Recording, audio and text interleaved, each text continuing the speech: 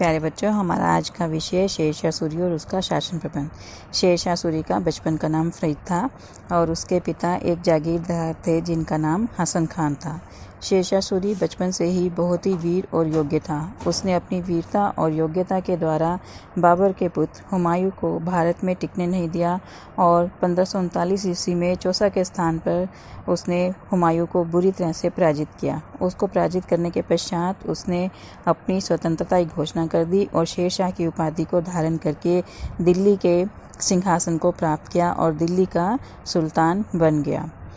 उसने 1540 से 1545 ईस्वी तक शासन किया। यद्यपि उसका शासनकाल बहुत छोटा था, सिर्फ 5 वर्षों का था, लेकिन उसने इतना अच्छा शासन प्रबंध यहाँ दिया कि उसकी मृत्यु के पश्चात भी थोड़े बहुत परिवर्तन के द्वारा लंबे समय तक उसके शासन प्रबंध का ही अनुसरण किया गया। अकबर, जो कि मुग़ल वंश का एक महान सम्राट था, उसने भी शेरशाह सूरी के शासन प्रबंध को ही अपनाया। उसमें थोड़े से सुधार के द्वारा पश्चात उसी प्रकार उसके शासन प्रबंध के नियमों को अपनाया था, जिससे पता लगता है कि वो कितना योग्य था। उसने दिल्ली में अफ़गान राज्य की स्थापना की और स्वयं यहाँ का शासक बन गया। शेरशाह सूरी का नाम भारतीय इतिहास में बहुत ज़्यादा प्रसिद्ध है। उसने अपने द्वारा स्थापित साम्राज्य में बहुत ही अच्छे शासन प्रबंध की स्थापना की, जो कि कई शताब्दियों तक उसी रूप में जारी रहा। उसके शासन प्रबंध की विशेषताएं इस प्रकार से हैं। सबसे पहले हम पढ़ेंगे केंद्रीय शासन प्रबंध। केंद्रीय शासन प्रबंध की विशेषताओं में सबसे पहले हम पढ़ेंगे सुल्तान। राज्य की सभी शक्तियां सुल्तान के हाथ में थी। वो ही प्रत्येक विभाग का मुखिया था। जैसे सेना का सर्वोच्च अधिकारी था, सबसे बड़ा न्यायाधीश था, सभी महत्वपूर्ण पदों पर नियुक्तियां वही करता था। चाहे वो जिसे किसी के पद से हटा सकता था या किसी को उस पर नियुक्त कर सकता था, उसका निर्णय अंतिम समझा जाता था। वो लोगों पर कर लगा सकता था, पुराने करों को हटा सकता था, वो युद्ध की घोषणा कर सकता था या संधि कर सकता था। पूरे प्रशासन प्रबंध पर उसका कड़ा नियंत्रण था। उसने अपने मंत्रियों और अधिकारियों को कोई विशेष शक्तियां नहीं दी हुई थी, बल्कि सभी शक्तियां उसके अपने हाथ में थी। वो अपने दरबार में अनुशासन स्थापित करने के प्रतिबद्ध था। उसने अपने पास सारी शक्तियां रखी हुई थी, जैसे कि किसी एक निरंकुश शासक के पास होती हैं, लेकिन उसने कभी भी इन शक्तियों का दुरुपयोग नहीं किया। इन शक्तियों का प्रयोग उसने प्रजा के कल्याण के लिए ही किया था। तो इसलिए वो एक योग्य सुल्तान था और अपने सभी शक्तियों का शासन प्रबंधीय जितने भी विषय थे उनमें उसने अच्छी तरह से उसका प्रयोग किया। फिर दूसरा आ जाता है मंत्री। शासन प्रबंध को सही ढंग से चलाने के लिए उसने बहुत से मंत्रियों को नियुक्त किया था और ये सभी मंत्री योग्य और ईमानदार होते थे। उसके जो प्रमुख मंत्री थे वो कौन कौन से थे? सबसे पहले आएगा दीवाने वजारत, जो कि आय और व्यय विभाग का मंत्री था। वो लगान और वित्त का पूरा ब्यौरा रखता था। इसके अतिरिक्त अन्य मंत्रियों के ऊपर भी नियंत्रण रखता था और उनकी देखभाल करता था। फिर उसके बाद है दीवाने आरिज़। ये सेना का प्रमुख था। उसका मुख्य कार्य सैनिकों की भर्ती, संगठन और अनुशासन कायम रखना था। वो सैनिकों को वेतन भी बांटता था। फिर है दीवाने रसालत। दीवाने रसालत विदेश मंत्री था, जो अपने राजदूतों को विदेशों में भेजता था और दूसरे देशों के राजदूतों का अभिनंदन करता था और विदेशी मामलों में शासक को परामर्श देता था। फिर है दीवाने इंशा। दीवाने इंशा गृह मंत्री को कहा जाता था। वो शासक के सारे आदेशों को प्रांतों और संबंधित अधिकारियों के पास भिजवाने का कार्य करता था और सरकारी घोषणाओं का निरीक्षण करता था। दीवाने बरीद। जासूसी विभाग का मुखिया दीवाने बरीद कहलाता था। राज्य में घटने वाली सभी घटनाओं को शासक तक पहुंचाता था और महत्वपूर्ण स्थानों पर गुप्तचरों को नियुक्त करता था ताकि इस छोटी से छोटी बात शासक तक पहुंचाई जा सके। दीवाने कज़ा। ये न्याय मंत्री होता था, जो कि सरकारी काजियों के कार्यों की देखभाल करता था और उनके निर्णयों के विरुद्ध अपीलें भी सुनाता था या सुनता था। फिर दूसरा आ जाता है सरकारों का शासन प्रबंध। सरकार क्या थी? प्रशासन प्रबंध की सुविधा के लिए शेरशाह सूरी ने अपने साम्राज्य को 66 सरकारों में बांटा हुआ था। 66 मतलब 66 सरकारों में। आपको एक शॉर्ट क्वेश्चन में भी आ जाता है कि शेरशाह सूरी ने अपने साम्राज्य को कितने सरकारों में बांटा था, तो आंसर आएगा 66 सरकारों में बांटा था। प्रत्येक सरकार के 2 मुख्य अधिकारी होते थे, एक शिकदार शिकदारान और दूसरा मुंसिफे मुंसिफान। शिकदारे शिकदारान के क्या कार्य होते थे? शिकदारे शिकदारान का मुख्य कार्य होता था कि अपनी सरकार में शांति व्यवस्था की स्थापना करे और परगने के जो शिकदार होते थे उनके ऊपर वो कड़ा नियंत्रण रखता था और फौजदारी मुकदमों का भी निर्णय करता था। फौजदारी मुकदमे कौन से होते हैं? जो लड़ाई झगड़े से संबंधित होते हैं उन मुकदमों का भी निर्णय करता था। फिर दूसरा है मुंसिफ मुंसिफान। वो कौन सा अधिकारी होता था?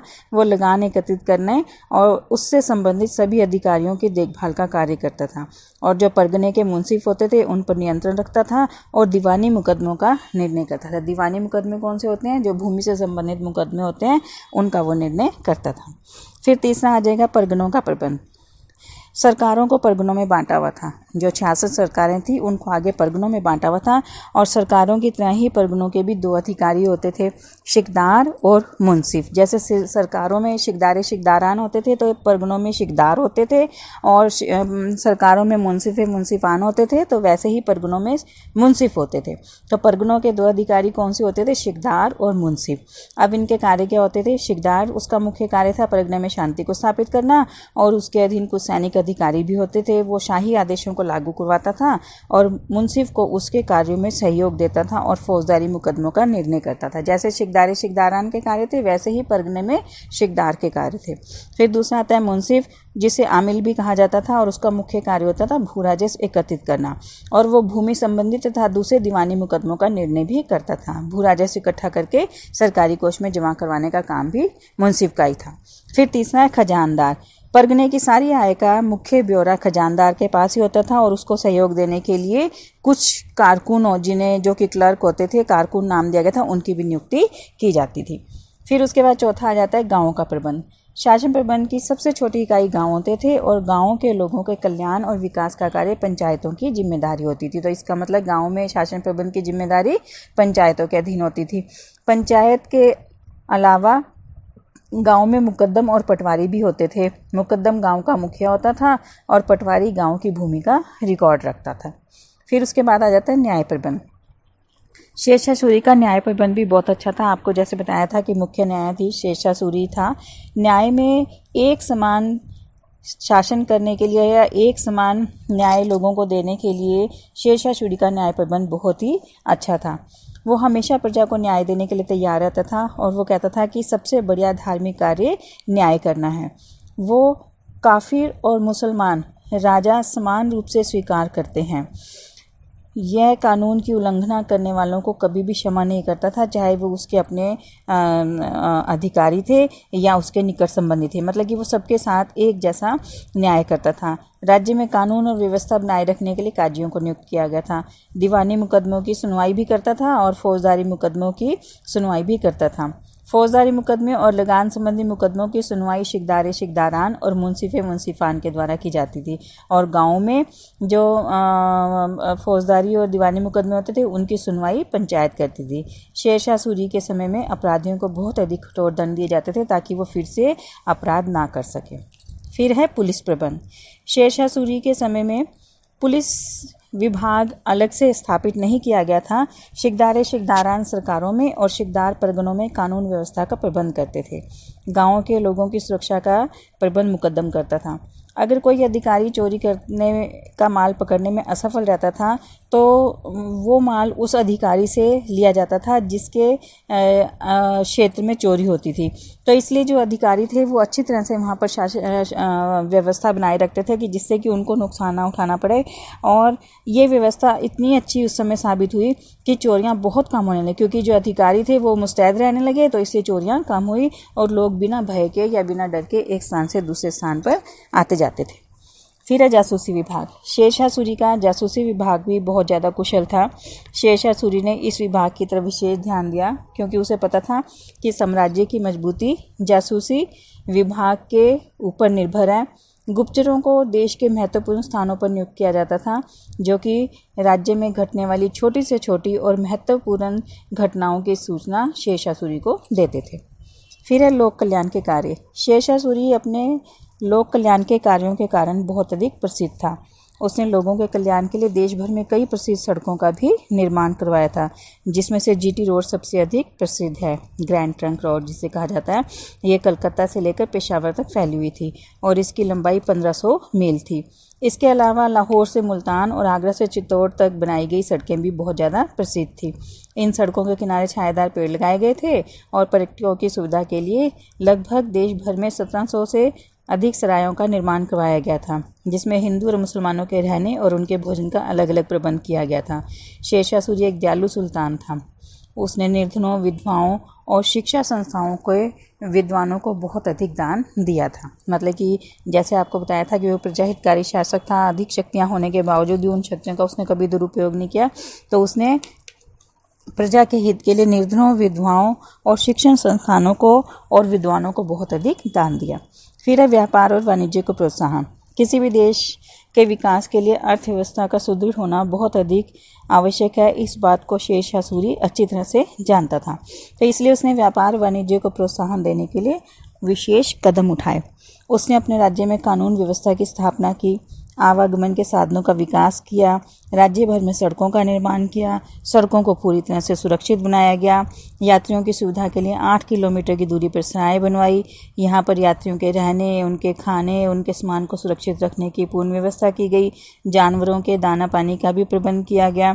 उसने चोरी, तस्करी इत्यादि को रोकने के लिए कड़े कानून बनाए, मुद्रा प्रणाली में सुधार किए और उसने शुद्ध सोने, शुद्ध चांदी और तांबे के मिश्रित धातुओं के सिक्के बनाए, जिससे कि किसी भी प्रकार की चोरी को रोका जा सके।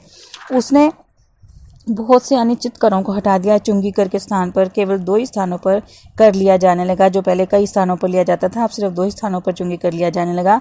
व्यापारियों को सुरक्षा प्रदान की गई।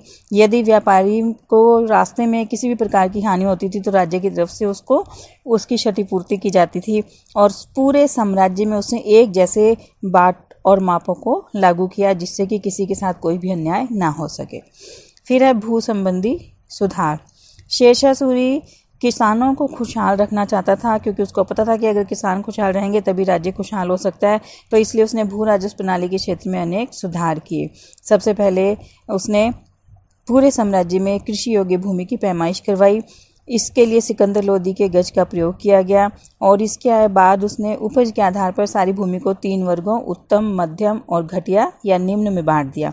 इन वर्गों के आधार पर सरकार अपना लगान निर्धारित करती थी। भू राजस्व कुल उपज का 1/3 भाग लिया जाता था और किसान ये भू राजस्व नकद या फसल के रूप में भी दे सकते थे। उनको पूर्ण छूट थी कि वो कैसे भी इसको जमा करा सकते थे। कृषि को प्रोत्साहन देने के लिए राज्य की ओर से किसानों को अनेक सुविधाएं दी जाती थी।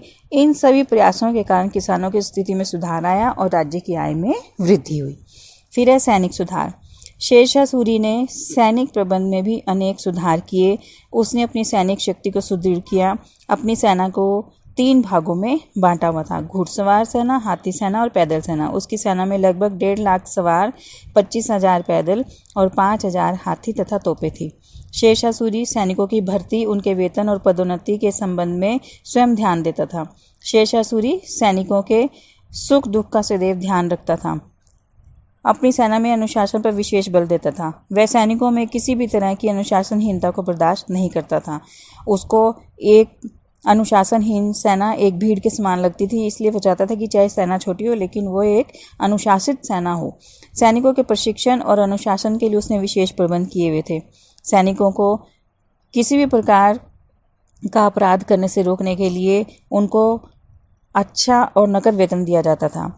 शेरशाह सूरी ने घोड़ों को दागने और सैनिकों का चेहरा रखने की प्रथा को पुनः लागू किया। यह आपको शॉर्ट क्वेश्चन में आते हैं। दाग और चेहरा सा क्या अर्थ है? दाग, घोड़ों को दागा जाता था जिससे कि घोड़ों को सैनिक बदल ना सके घटिया घोड़ों के साथ। सरकार की तरफ से उनको जो उपलब्ध करवाए जाते थे बढ़िया घोड़े, तो इसलिए उनको दागा जाता था। और चेहरा, सैनिकों का हुलिया लिखा जाता था, उनके गांव, उनका नाम, उनके पिता का नाम और उनके शरीर पर कोई जो चिन्ह हो तो उसका पूरा हुलिया रखा जाता ताकि सैनिक बदल ना सके। तो ये उसने 2 प्रथाएं लागू की थी जो कि कुछ समय पूर्व अलाउद्दीन खिलजी के साथ भी के द्वारा भी लागू की गई थी। उसने जो महत्वपूर्ण स्थान थे जहाँ से राज्य को नुकसान हो सकता था उन स्थानों पर नए किलों का निर्माण करवाया और पुराने किले जो थे उनकी मुरम्मत करवाई, और उसने एक शक्तिशाली सेना का संगठन करके अपने साम्राज्य को सुरक्षित किया और उसको विस्तृत किया। तो जो ऊपर लिखे जितना भी मैंने आपको ये सारा विवरण बताया है शेरशाह सूरी का, उससे आपको भी सारा स्पष्ट होता है या दिखाई देता है कि शेरशाह सूरी एक अच्छा शासन प्रबंधक था, जिसने कि चाहे थोड़े समय ही शासन किया लेकिन अच्छे शासन प्रबंध की वजह से एक योग्य शासक के रूप में उभर कर आया और उसकी इस शासन व्यवस्था को अगली कई शताब्दियों तक उसी प्रकार से लागू किया जा सका। धन्यवाद।